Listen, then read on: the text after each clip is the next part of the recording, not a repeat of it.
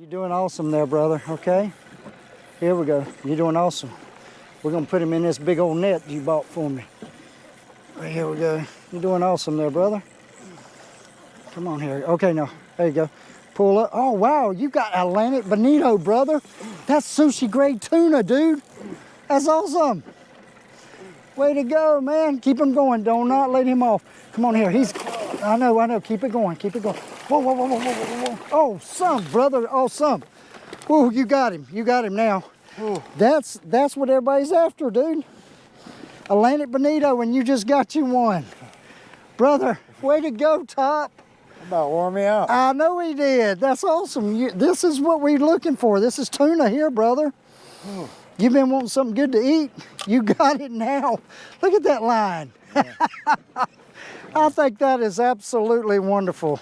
Here you go, Top. I'm gonna go ahead and get him cleaned up here for you, and we're gonna get you on camera. Okay? Let me get over here. I'm gonna get that. He's got teeth. Oh. YouTube, hold on here just a minute. See right here? Oh, hold on here. See right here? This is what our favorite first sergeant called. Here he called him Atlantic bonito, his first one ever. Okay, brother. Now what I'm gonna do is get you. Let's go back here to the front. Sit down up there, or you can sit down. Just sit down back here, and I'll get a right here. You do your thing, there, brother. Let me get because I got the video going. So yes, sir. Here we go. Here we go. Okay, Top. Top, look at me. There you go. Yes, sir. Yes, sir. Look at us. There you go. All right, brother. So, what you got to say to the camera? It wears you out. Wears you out. Awesome, guy. Well, folks, today we're here with our favorite first sergeant, Howard Lawrence, otherwise known as Gator, to his friends and his family. But anyway, we're going to do an interview with him today. This is our very first one, and we are very excited about this, folks. He is highly decorated, and so we're not going to get into anything dark today, nothing of that nature. So if that's what you're waiting for, it's the wrong video for you. But we will link where he did an honor flight last year, or the year before. I think it was last year. Yeah. So anyway, anyway, we hope that you'll stay tuned and click on that link as well and watch it, because it's done very, very well. It'll tell a lot more about Gator's story, and I know that you'll appreciate it even more so. Okay. So today we're going to come around. We've asked some people what questions they would like to ask him, and so let's see. I am trying to think here. The first one here is, what are your first thoughts in the morning? Gator, what's your first thoughts in the morning, brother? Mine basically is just thanking the good Lord that I'm above green grass. I hear you, brother. Yes, sir. Let's talk in that microphone there, brother, a little bit more. Hello. Yeah, there you go. Yes, sir. You can pick it up and talk to it. Okay. Like I said, folks, this is very light.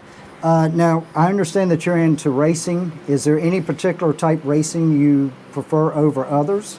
Yeah, NASCAR. NASCAR? Who's your favorite driver? Any one of them to drive a Ford.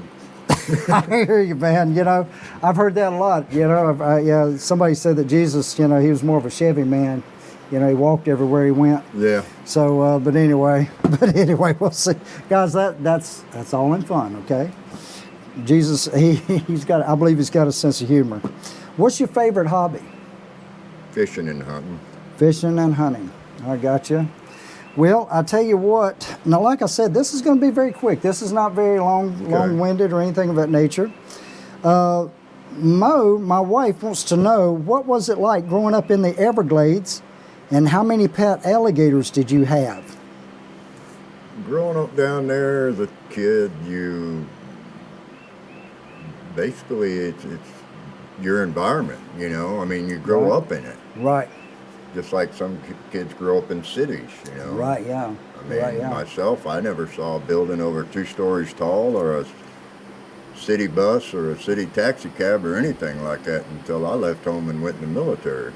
Wow. Never went to a movie theater or anything like that. Right. And you were basically, you know, you were isolated. Right. You know, you went to town once a week, you know. Right. So and then go to church and everything on Sunday. 'Cause that that's was a big thing back then. As a family, everybody went, you know, and and it was a lot of fun for me Right. until I got old enough to where I started having to drive the tractors and right. saddle horses and work cows and building fences and baling hay, and I got tired of doing that, Yeah. after a while. Right. People still ask me, hey, you want to go horse riding? No. I hear you. So that was the last thing on your mind then, huh? Yeah. I hear you, brother. Well, just speaking, I mean, we're going to go light into this, but being raised in the Everglades, I think you mentioned this to me earlier, that it prepared you for Vietnam. It did, because I grew up in the swamp environment, and Right. being in the swamp environment and in the murky waters and in the humidity, Right. for one, Right. it prepared me a lot for it, which Right. I didn't really look at it that way at that time Right. until right. after I got to Nam and seen what that was like. Right, yes, I know. As far as the pet alligators go, I had 4. 4 pet alligators. I had Albert, George, Duke, and Trouble. Oh, wow. In trouble. I like that name. And they all, I kept them till they got about 2 feet long or so, and then Right, turn right. them loose. I got you, yes. But they still remembered who I was. I got you. know. Right. Well, that was my next question is how big did they get, Oh, some of so- them got pretty big. I Really? mean, 12, 14 feet. Wow. You know. That's big. Yeah. They get big down there. Yes, I imagine so. There Wow. was a boy, as a matter of fact, I was just reading it today on my phone where they're hunting gators down there right now. Boy killed right at a 14-footer. Oh, wow. That's And it was so big he couldn't get it in his boat, him and another boy, so they tied the gator up to the side of the boat and said they took it back to shore that way, back to the boat landing. That is pretty big, brother. That is big. So, wow. Well, we have a question here for you. Hold on here as well. Let's see here. Make sure this mic is still on. Let's see here. What we got here is going on here. Now, this one here is from Joyce. Joyce Gandy. Uh-huh. She, ever since she has met you, she has been one of your biggest fans, and as all of us have been. Right. And but this is what she writes. She wrote me this because I asked her what does she want to know. Yeah. She said, "Has Gator been invited by any president to the White House?" No. Okay. Has he ever been assigned to a patrol where he was in the presence of a president? No. Okay. Okay. Has he, as a civilian, revisited any of the countries where he was stationed? Yes. Okay. I went back to Germany. Okay. August 15. Okay. And the only reason I really went back was to, see my daughter because Right, yeah. her mother passed away. Right. Right. And so out of my, respects and everything, I went back over to be there for that. Right. Right. Other than that, no, not any of Gotcha. the other countries. I've never been back in them, no. Gotcha. Well, that's good to know. I mean, I've traveled to a few countries myself, but never Germany. 13 different European countries, Right. Southeast Asia, Korea, Yeah, I came on levy for that. and the island of Crete, Greece. Right. Went in and out of there quite a bit. Right. And then as far as the states go, I've been in every continental United States there is. Right. Haven't been to Puerto Rico. I've been to Hawaii, but Right. Puerto Rico is about the only one I ain't hit yet. You gotta hit it. I don't want to learn Spanish. You don't want I hear you, brother. Well, let's see here. She also wanted, man, she was loaded down with the questions here. We got a couple more from Joyce. She said, where was your most memorial mission? She was wanting to know if that's the right word, where perhaps the local people were the most appreciative that you were there doing a job.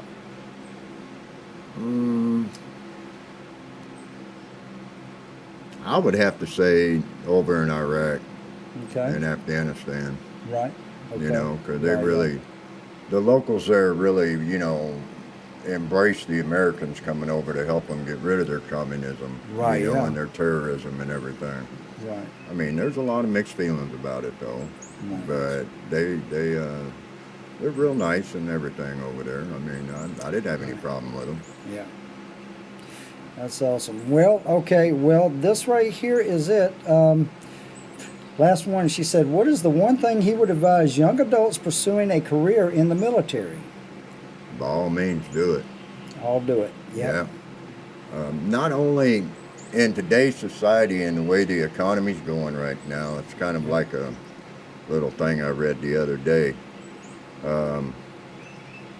Due to the price of inflation of oil and gas and electricity, the light at the end of the tunnel is going to be turned off. That's so true, bro. So, yes, sir. in that same instance, you know, Yeah. a lot of them have mixed feelings, Right. when they're a teenager or they get out of high school and they don't know what they want to do. Exactly. Yes. Some of them are blessed enough to be able to go to college and everything Yes, and have yes. families that are financially stable enough to do that. Exactly. But if they want to travel the world and they want to see things and get out on their own, Right. by all means, go in the military, pick the branch that suits you the best. Mm-hmm. They'll find you a job that suits you the best, one that hopefully you like, Yes, sir. and you can get a good education. And then if you stay in there and retire at 20, 21 years, you're still a young person when you get done, and retire Right. Yeah. at 40. Right. Yeah. And then they get full benefits for the rest of their life, Yeah. medical and everything, and they get a check every month. Yeah. You can't beat it, I can't beat it. Well, I tell you what. Here is we're about finished up here. I told you this is going to be light as no all problem. get out. So No yes. problem. And what I would like to know is now this is for me, and what I want to do is try and get because I believe it's not just myself. Okay, American Boat Charters. Right. I want other captains doing this. I love it when I see these other organizations. They're taking these veterans, these soldiers out fishing and being in the outdoors, whether it's hunting or golfing, anything at all, to get them outside, But I'm more partial to fishing because that's what I love the most. I love that search and things of that nature. But what would you say to anyone that is looking to help these veterans nationwide or worldwide to get them outside, whether, like I said, these captains, I would love more captains to get involved and take their local soldiers fishing. And what's your thoughts on that? And what was it like when you saluted the flag to get on our boat? It was a memorable moment, for one. Okay. And when I saluted the flag, I mean, I've kind of had, I don't want to say mixed feelings or anything, but Yes. thoughts back to when. Oh, yeah. Because every time we would leave the installation, like in the desert, and go out on patrol or something, I would always salute the flag before we left. Right, yes. Because we didn't know if we were coming back or Exactly. not. Exactly. I mean, and Exactly. it's just like now. I mean, even where we're camping at, I got the American flag waving on the front of my camper. Right. And you look around the campground and nobody else does. It's something that, the veterans out there now, a lot of them having to deal with PSTDs, broken marriages, alcoholism, drugs, things of this nature. Right. And if a lot of the boat captains would just reach out to their local VA clinics and say, look, you can put them in a room and in a per se class session or whatever and talk about it amongst yourselves, but what good does that do? Yes, exactly. No. Put them in a different environment. Put them on a boat somewhere. Put them rod in their hand. Get them out there fishing, and talk to them while they're enjoying and doing something else. Right. And they'll turn around and feel more relaxed and open up. It's so true. Yeah. Right. Yes. It's so true. And they'll just, hey, I like this. And you never know. You might be catering to a future boat captain. you know, that's Absolutely, going to follow yes. and hopefully in your footsteps and do the same thing and keep the program going. Absolutely, that'd be great. I also, one of the things that I would like to see happen is if some of the boat captains would also reach out to the local VA clinics and veteran organizations and to the families of those that have lost a, you know, father, a husband, a brother, Yep, and get those family kids, you know, yes, out on the water. right, Let them know they're appreciated still and exactly, thought yes. about, Yep, you know, because they don't have a father role in their family no more, that's true. in their life, you know. Yep, And if they could pick something up of that nature and start some kind of program like that, I think it would be fantastic, you know. right. Well, looking back, when you were on the water, I know that you brought your wife with you for our first trip. You did catch more fish than she did, and there was a competition, and she fought tooth and nail to outfish you. And but you know, luck wasn't on her side that day. No, Man. You slayed them that day. she always does. I mean, Y'all are very competitive. She did it that day, and then up home in Michigan, up in northern Michigan, we go out with a friend of ours and Right. go salmon fishing, and she tries like hell to catch the biggest one, and it don't ever happen. You know, we're very. One thing about my wife is that a lot of people might want to hear is I'm probably one of the only. I know I'm not the only one, but Right. Yes. the retired 101st Airborne 75th Ranger paratrooper, Yep. where I brought my wife down to Fort Bragg May 2 years ago and put her in the Golden Knights wind tunnel that they actually train in. Yep. And she learned to levitate, and she loved it. And so I called a buddy of mine up, and he took her up 1,305 feet, you know. 13,000. Yeah. Yeah, I got you. Yeah, I hear you. Yep. He jumped out the plane with her, and she Yep. laughed the whole way down and said, I want to do it again, you know. It's a blast. And you know what? And these people that they're too afraid to live. A buddy of mine who built my boat, Ralph Brown, he was ex-Marine, and but anyway, he back in the 70s, he and I we had an interaction back in Carolina Beach back in the mid 70s. We were just kids, but anyway, there was a saying even back then, said life is an adventure. Yeah. If it ever stops being an adventure, that means you're sleeping or you're dead. We're in our late 60s, and we do not. I have a daughter that's in Germany, and she doesn't have any children at all, and so we basically, if we want to get adventurous, we do it. I mean, zip lining, fishing, jumping out of airplanes. Exactly. I mean, just doing all kinds of crazy stuff. And people say, you guys are crazy. Look at your age, you know. And look at all the medical problems that I've been through and everything else. Yep. And that's why, you know, like you asked me earlier, when I wake up in the morning, it's like, oh, thank you, God, I'm above green grass today, you know. There you go. That's what I was looking for, was that thank you. You know. Everybody, that's what I do. Every morning I say, thank you, God. And then all of a sudden, I got my list of people that I pray for. I said, God, please bless them, help them, and be with. And of course, you and Miss Jeannie's on that list. And so every day. And we do the same. Yes. Jeannie and I do. Yeah. That was ice in the ice chest, I think. Yeah, I believe you're right. Yes, sir. You know, we all have to be thankful. I do, Yes, because I've been legally declared dead 4 times in my life. Yes, sir. I've had 7 heart attacks, 12 stents put in, open heart surgery, pacemaker put in, right shoulder and bicep completely rebuilt, both my kidneys cut out and put back in. I've been shot 3 times, stabbed 5 times, been blowed up once.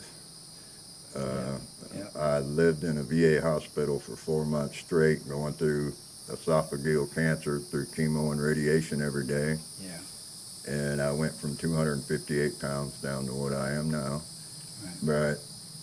But I still have to thank the Lord, and everybody keeps, the doctors look at me and they go, man, what keeps you going? You're like a never-ready bunny, you know? Exactly. I mean, you catch COVID, and then while you got COVID, you come down with Yep. ketoacidosis or whatever that mess was from my blood sugar pills, you Yes. know? Oh, yeah. And they turn around and they go, how do you do it? I said, mind over matter. What the mind don't know, it don't matter, brother. Exactly. The last time, you remember when you were here and you made a feast for all of us. It was unbelievable. It was a once in a lifetime feast. And folks, we don't have any footage of that, but the list goes on and on and on with what this man is talented and what he done. He is a chef, by the way. But one of the sayings, or somebody asked him, said, man, how is it that you're still alive? My reply was, he's a typical first sergeant. He doesn't know how to die. That's it. I haven't been given permission yet. Yeah, that's right. That's it. Well, I'll tell you what. You know, and in all cases, I mean, in all instances, your wife and Miss Joyce, they want to sit there and they always. It's a touchy subject sometimes with people, but to me, it's a normal thing. Just like we went out for your birthday and I picked up the bill. That was uncalled for. And people are like, that was expensive. What? They look at my wife and they go, why do you do that? Well, he does it all the time. Don't feel bad about it. He used to fight with my sister and brother-in-law when we went out. You know? And I'm still blown away by that, brother. You know, and one of the reasons why is I'm still alive. I've seen what goes on in the world. Yeah. I used to drink a lot and run around when I was younger, just like everybody else. I'm not going to lie about it. Yeah. You know? Yeah. And a womanizer and everything and the whole 9 yards. I've only been married once, and that's to my wife now. Yep. I was never married the whole time I was in the military. But I turn around, and after you get older and things start changing in your life, you know, your medical problems creep up on you and everything, and it gives you a whole new perspective, you know. You kind of sit back and you're going, well, I got over that one. Now let's see what's going to happen next year, you know. Yeah.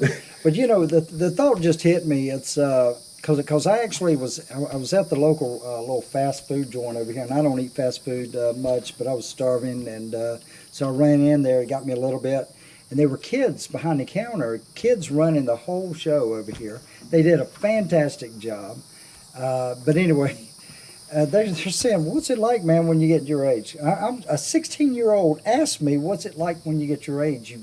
You know, the old paratrooper, you've done this, you've done all this crazy stuff, because we're, you know, these people talk. I'm saying, well, have you ever been to a tractor pull? You know, where they got that tractor and all of a sudden you got to hurry up and get as far as you can before that whole weight gets up there and stops you. That's what it's like getting older. And that's, it is, you know? and you know, and for the younger people out there, you know, going in the military at a young age, right out of high school, you're going to be 18, 19 years old. Mm-hmm. You're going to see parts of the world that you'd never see if you were sitting at home unless you were looking at a National Geographic. Exactly, yes. You know, you would never get that opportunity or even probably thought about doing it on your own, some of the places you'll go. Right, yeah. And the things you'll experience. Yes. And the kids today growing up, everything is all electronic and so computerized. Right, yep. That they're a lot smarter than we are. Yeah. Old folks like me. Yeah. Hell, I don't know how to use a computer. I don't either. I wasn't grew up around them. I had a clerk in an orderly room that had a typewriter. Yep. We didn't even have cell phones. Yep. Till after I got out of the military, and I was like, "What the hell is that?" And the guy goes, "Oh, that's a phone." Yes. You what? Yeah, exactly. You know? Yes, exactly. You can watch movies on a phone. But Yeah, wow. you know, this is where the kids need to go out and get them a good education. If you want a good, solid 20-year education on life, growing up, seeing the country, getting paid to do it, Yeah. Your clothes are provided for, your housing's provided for, your transportation's provided for, your medical insurance and medical's provided for, you know. Right, yep. Why not do it for 20 years and retire and enjoy life? You know, and Yep. then sit back and say, well, now I know what it's like to be 40. Yep. You know? You know what? That's a recruitment commercial right there, if ever there was one. I mean, that's that's a recruiter's dream. But, you know, you and I have sat down and talked about some things that, Yes. different programs that Right, yeah. we'd like to see the communities, you know, adapt Right, yeah. and implement. But it just takes people being in the right place in order to do it. I mean, does, you, yes. you can talk to the wall until you're silly, but until you find that one key person that's willing to listen, Right. you yes. know, and help you implement that program, it's not going to happen, Right. Exactly. Yep. you know. Right. And these veterans out there need to do that. They need to find the right person to talk to that'll get them help and lead them in the right direction. Right. You know, this living out in the woods and in a tent and sitting on the street corner with a sign or whatever, you know, Yeah. That's not. that don't get it. No. You're better than that. If I could, you want to look in that camera and tell that veteran he's better than that. He can do better than He's that. better than anything. That's right. That veteran right now, he I don't care if he did 2 years or 4 years. That's right. You know, Yep. I don't care if he was a private or a damn general's driver or a cook, a plumber, Yep. a mailman or whatever. That's right. You know. Yep. And I don't care what branch he was in. Yep. We're all veterans. We're all brothers. That's right. That's right. You know, and we have to learn to work together and help each other out, and not be afraid to ask for help. That's true. Yes. Stick your hand out there and ask for help. That's all it takes. Yep. You know, we all speak the same language. Yep. You're right. You know? Yes, we do. Yes, we do. Well, Top, I tell you what, with this video here, they're also going to see where you caught your fish when we went out there. We went fishing for a little bit. That little bitty thing. No. Now we need to explain, because this was your rod and reel, and you just kept right on reeling with that thing. Normally, I would, I'd tell people, hey, but you know how to fish. Yeah. I would never interfere with that. So, but anyway, that was, you caught it on your rod and reel, your lure. Well, it was my lure. It was a big, yeah. But it was the pole you bought me for my birthday. It was that combo. I got you. Yes. Let's make that clear now. You're right. Absolutely. Yes, you're right. I tell you what, folks, I hope you've enjoyed this. I have. This has been an experience for us, my wife and I, for 6 weeks now, right? Yeah. For 6 weeks, we've got to spend some, great quality. Wish we could have been a lot more.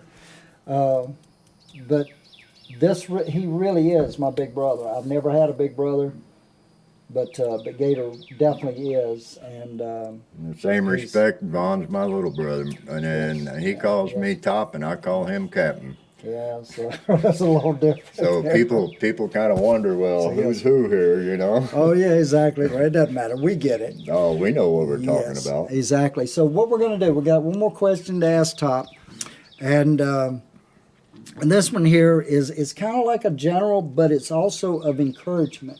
If you've watched it this long, I hope that you've picked up some stuff. But right here. This is what we want to get from Top, and then we're gonna we'll go ahead and end this section until the next one. Okay, for the younger generation, I put for the younger, but actually it needs to be for everybody. All these anybody and everybody. Can you give them words of encouragement? What you would say to encourage somebody that's ran their course. They're facing something they can't get past. They're past for some reason. What can you tell them or encourage them to do? One of the first things they need to do is what we used to call a package trick. Okay. Where we sat down by ourselves and we self-examined ourselves, in other words. Right. Mentally. Right. to see, well, are we where we wanted to be at this stage in our life? Correct. You know, what kind of faults do I have? Do I need to clean up and change? You know, and get rid of, i.e., drugs, alcohol, whatever the case may be. Then you have the ones that are married. Well, am I a good father? Am I providing for my family the way I should be? Do I spend time with my children the way I should spend time with them? Taking them out fishing and hunting, or going to their ball games, you know, and letting them know that I'm there and that I'm encouraging them to do good, you know, and everything. Yes, I hear. Yes. It's one of the things that I always kind of stress to my troopers, you know, and my younger soldiers is one day in formation, I'll never forget it, and it come out of some of them little green beans we had, newbies we call them, out of his mouth, and I happened to hear it, and they said, "Oh shit, here comes the old man." And I turned around and I said, "Yeah, I am your old man, because he's not here, so you better start listening to me." That's right. You know? Yes, exactly. Yes, sir. Yep. But you just have to, you have to slow down in life sometimes. You can't go too fast. Right. That's yes. one of the things you need to do. Yep, yep. Do a self-package check, set yourself goals, and complete those goals. Right, If yep. you need help with those goals, by all means, go out and talk to somebody that, you know, if it's mental help, financial help, getting rid of a drug problem or an alcohol problem, by all means, go out and talk to somebody. Yeah. Don't keep it within yourself. Right, exactly. You know, there's a young man that you and I both know and we love dearly, John Trimble. He's got a saying, and he's right. Oh, yeah. He said, "In every negative, there's a positive." There's a positive. And folks, yes, and you'll be hearing about his story in the near future. So remarkable. But I will say this, and I appreciate those words of encouragement and wisdom as well. So please, folks, if you're in this predicament where you've lost everything, you're at the rope's end. You know, look for the positives. And what are those positives? You can go in any direction you want to, and set your goals. Find something you want to do and work toward that. Ask for help. Talk to the good Lord is one of the first things you need to do. Amen to that. Yes. You know, yes. I mean, like ask the good Lord. Yes. He'll give you the right direction to go in. He'll point you in that right direction. He will. Most definitely. You know, will. I mean, if you're an alcoholic and you're getting ready to go buy alcohol and you're walking in a store and all of a sudden you're going through the door and you open it up and here comes some guy out of there that is not a drinker that you happen to know from your past. Exactly, yes.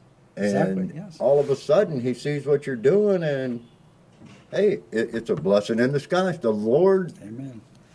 The Lord puts things, you know, even in the military, I used to always pray to the good Lord Jesus Christ, you know. Mm-hmm. Every time we'd get in a bad predicament, I'd say, "God, if you get me out of this one, I don't want to get in another one." Well, it would happen. Sooner or later, he probably got tired of listening to my butt. Now, don't get me wrong, but he's never tired of listening to you. The good Lord will never give up on you. He will always bless you with everything that he feels you need, and That's right. lead you down the right path, and to where you're back with him and you're back with the community and back with yourself. Yep. Exactly. You know, yes. Yeah. Most definitely. in order to, I guess it kind of goes along that same path, Vaughn, where, what do they say in AA? In order for you to realize you have a problem, you got to reach bottom. I imagine so. Yeah. You know, and then Well, work your way out. You right. know. Yeah, exactly. Well, as you know, I'm allergic to alcohol. Oh, I know. And so when I went to the hospital, the doctor said, "Are you sure you're a captain? We couldn't find any drugs, no nicotine, no nothing of that stuff in your system. What's up with that?" And so anyway, so yeah, that was kind of. I feel that veterans, you know, retired or ETS'd or whatever, you know, that got out, whatever your age is, if you have a problem, Yes, sir. by all means, reach out and talk to somebody. Well, Top, this has been a fantastic interview and fantastic here to spend time with you. I'm looking forward to the next time. So anyway, I know that bug won't bite you. He's too afraid. I see the look on his face. They die anyway. That's typical for a sergeant. But anyway, what we want to do, brother, is thank you so much for being here and for being my guinea pig here today. Well, it's been a pleasure, and yes. I really appreciate Yes, sir. the invite. Yes, and sir. I hope that maybe some people will get a little insight out of our conversations today. You know what, that'd be nice. And and right now, if they could, what would you tell them? To go help their neighbor, go help somebody, think of somebody that needs help. Yeah. I see a lot of kids right now. They've neglected their own parents. They won't go visit their parents. How about going to a grocery store next time you go to a grocery store? These Yeah. younger generation need to stop. Here's an elderly person walking in. Hey, back up and open the door and let them go first. Exactly. Show them that you Amen. have scruples and morals. Yeah, exactly. You know, It costs you nothing to be nice. that's it. It don't cost you a dime. That's right. And it didn't take no more time out of your day to do that than it Yep. would have been to go in that store and shop. That's right. You know? Absolutely. Yes, sir. Well, brother, I think we're good to go here. All Folks, right, sir. thank you again. And this has been a pleasure. And I hope you got something out of it. And share the video and go help somebody today. And whatever you help, whatever you got going on in life, just know that somebody's got it worse than you. And by the way, God will richly bless you if you will do this, okay? Is if you will honestly just reach out to him and just have a little conversation with him. Get away from these things here, from these phones and TVs and everything else. I know you're watching the video, but as soon as you watch this, put it down, turn it off, and go outside and go have a conversation, okay? Look up and be thankful you're here, okay? It could be a lot worse, all right? Sometimes-